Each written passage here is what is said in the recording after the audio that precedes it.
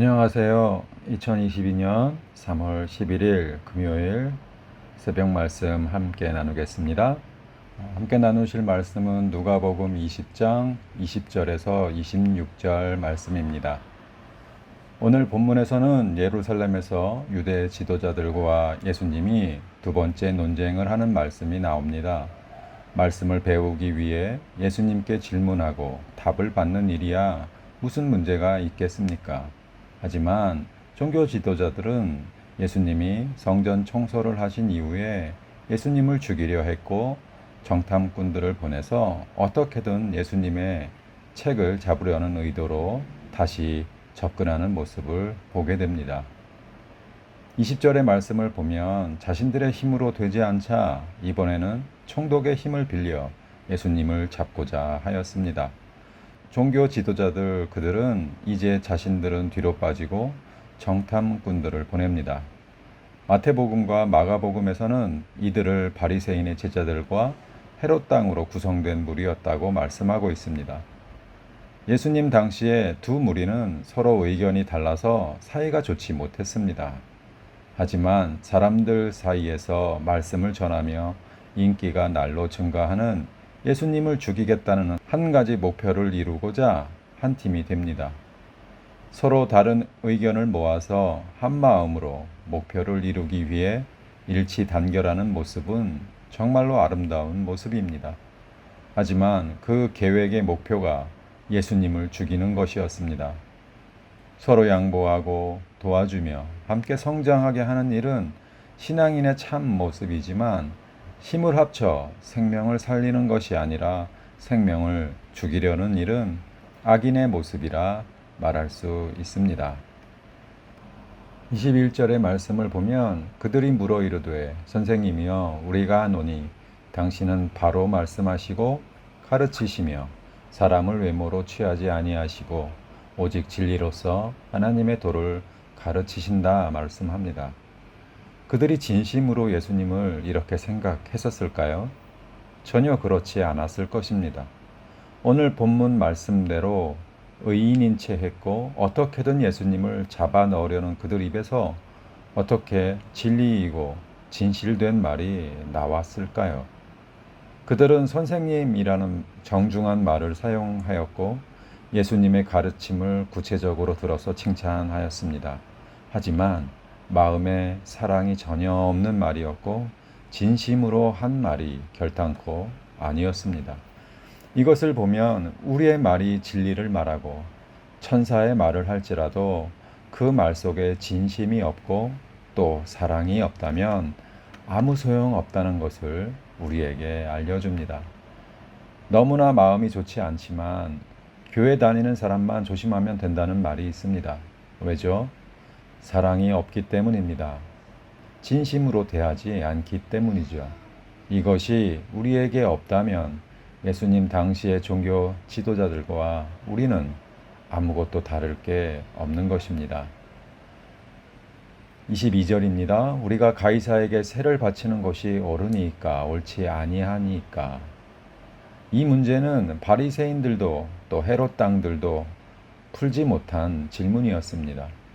정탐꾼들은 예수님의 입장을 말하게 하여서 로마 쪽이나 유대 쪽으로부터 미움을 받도록 하기 위해 준비했던 질문이었습니다. 이 질문은 겉으로만 보면 굉장히 단순한 질문 같지만 어느 쪽으로 답을 내려도 문제가 될 수 있었습니다. 세금을 내야 한다고 말하는 것은 로마의 통치를 인정하고 받아들이는 것으로 대부분의 유대인들의 반감은 물론이고 예수님을 따르던 대다수 사람들은 예수님을 떠나갈 것이었습니다. 반대로 세금을 내지 말아야 한다고 말한다면 정탐꾼들이 원하는 대로 예수님을 즉시 잡아 가둘 수 있는 좋은 빌미가 되는 것이었습니다. 예수님은 질문한 사람의 의도를 아셨습니다. 그리고 한 데나리온을 달라 하셨습니다. 데나리온이라는 화폐는 로마 시대 통용되던 화폐였습니다. 로마의 황제의 얼굴이 그려져 있어서 누가 최고의 통치자인지 사람들에게 알게 했습니다. 또 당시 황제를 신으로 숭배하는 문화가 있었기 때문에 세금을 낸다는 것은 이를 인정하는 것으로 간주되기에 유대인들은 더더욱 이를 받아들일 수가 없었던 것입니다. 정탐꾼들이 생각한 대답은 가이사냐, 하나님이냐 기다리고 있었을 것입니다. 그런데 예수님은 엉뚱하게도 제3의 대답을 하셨습니다. 가이사의 것은 가이사에게, 하나님의 것은 하나님에게 바치라 말씀하십니다. 이 말씀을 듣고 세상에서는 세금을 잘 내고 교회에서는 헌금을 잘 내라는 소리구나 라고 생각할 수도 있습니다. 하지만 예수님의 본래적 의도와는 조금 차이가 있습니다.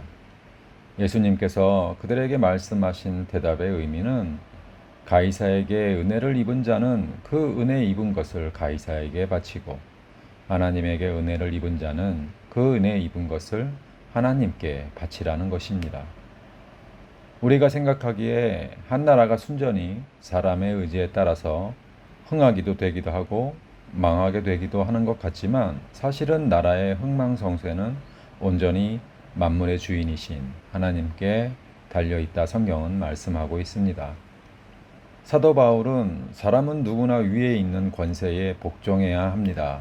모든 권세는 하나님께로부터 온 것이며 이미 있는 권세들도 하나님께서 세워주신 것이라고 말하고 있습니다.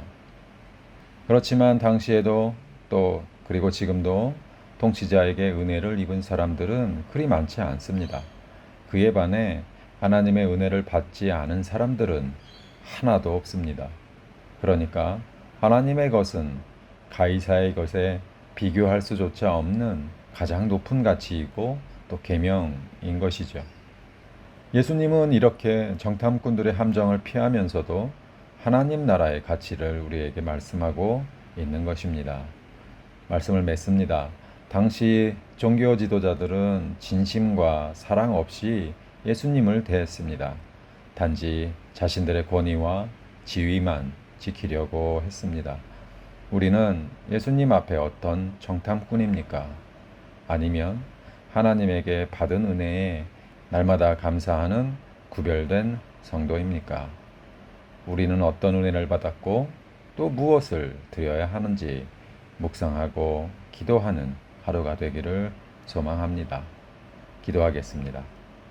하나님 감사합니다. 비록 오늘도 그리스도인으로 살아가기에 부족하고 나약한 모습이지만 우리의 마음속에 작은 겨자씨의 믿음이 있게 하옵소서. 세상 속에서 살아갈 때 진심으로 이웃을 대하고 사랑으로 그들을 품을 수 있게 도와주시옵소서.